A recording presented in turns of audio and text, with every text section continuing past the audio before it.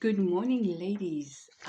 This morning we're praying for restoration over our finances, and our scripture reading is in Joel 2, verse 25. Okay, and the scripture reads as follows: So I will restore to you the years that the swarm locust has eaten. Okay, so we are going to pray and we're going to trust God for restoration over our finances.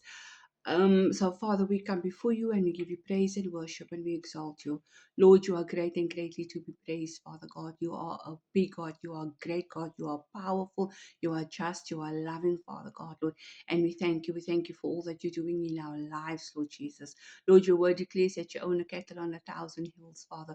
Your word declares, Father God, Lord, that I've never seen the righteous forsaken, nor the seed begging for bread. Your word declares, Father, that you will supply our needs according to your riches and glory by Christ Jesus. And this morning I come before you, Father God, and I come trusting you, and I come believing, Father God, that you will restore, Father God, because you are a God of restoration, Father God. I pray that you will restore lost opportunities, Father God, Lord, over my life, that you will restore wasted years, Father, that you will restore broken dreams, Father God, Lord, and that you will redeem the time in every difficult season, Father God, Lord, and bring beauty out of the ashes, Lord. I trust you this morning for restoration over my life, over my children's lives, over our finances, Father God, and our futures.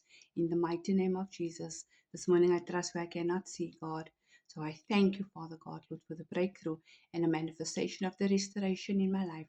In Jesus' name, amen. Ladies, go ahead throughout this week and trust God, believe God, stand on His promises of His word, and watch Him do a beautiful thing in your life. Until our next video, bye.